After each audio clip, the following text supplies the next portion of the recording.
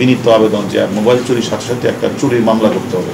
মোবাইলটা চুরি করছে আপনার মন্ত্রীর পকেট থেকে। মুন্না চুরি করার পরে রাসেলকে দেওয়ার পর রাসেল 50,000 টাকা বিক্রি করতে বুরহান সেটা আবার দিয়ে দিয়েছে হলো হিরুকে। হিরু সেটা হয়তো তার কোনো মাধ্যমে সে পাঠিয়েছে। যখন চোর চক্রের যখন সবাই ধরা পড়লো তখন সোর্সের মাধ্যমে আমরা এটা আনার চেষ্টা করেছি এবং এনেছি। আমরা অনুমোদিত বিক্রয় কেন্দ্র ছাড়া কোনো ব্যক্তির নিকট যেখানে আমরা মোবাইলগুলি ক্রয় না করি সেগুলো আমরা প্রায় বলি। পুরাতন মোবাইল তো কেনাই যাবে না। আর অনেকে দেখবেন রাস্তাঘাটে বলবে যে আমার চিকিৎসা দরকার, আমার মোবাইলটা বিক্রি করতে চাই, একটু টাকা লাগবে, এরকম মানবিক কাজও করার দরকার নেই। মোবাইলে পূর্ণাঙ্গ তথ্য সময় রসিদ ছাড়া মোবাইল ক্রয় করা যাবে না।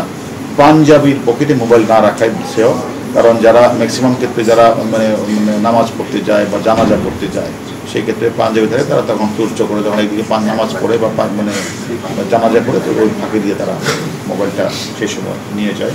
এবং মোবাইল ফোনের স্ট্রং পাসওয়ার্ড ব্যবহার করতে হবে যাতে তারা পাসওয়ার্ড না খুলতে না পারে। মোবাইল চুরি হলে মিথ্যা তথ্য না দিয়ে হারানোর জিডি না করে চুরি মামলা করা। এবং আমরা দেখেছি যে অনেকেই মোবাইলটা যখন চুরি হয় তখন তারা জিডি বন্ধ করতে চান। আমাদের হলো বিনীত আবেদন যে মোবাইল চুরির সাথে সাথে একটা চুরির মামলা করতে হবে। তাহলে আমরা যদি কখনো মোবাইলটা উদ্ধার করতে পারি তাহলে আপনাদেরকে আমরা দিতে পারবো। আমরা অনেকেরই আমরা নাম্বার পেয়েছি, আমরা সেখান থেকে আমরা 2 জনকে গ্রেপ্তার করেছি, আর অনেকের আমরা নাম্বার পেয়েছি। আমরা অনেক ওই যে চোরচক্র 9 জন ছিল তাদের কাছ থেকে আমরা অনেক তথ্যই পেয়েছি। শুধু রিয়াজউদ্দিন মার্কেট না, রিয়াজউদ্দিন মার্কেট তো হলো চোরদের হোলসেলের মোবাইল মার্কেট। এছাড়াও মানে ঢাকা শহরে অনেক চোর আছে যারা দোকান নিয়ে বসে আছে, বাট তাদের কাজ হচ্ছে চোরাই মোবাইল কিনা এগুলি আবার বাজারে বিক্রি করা।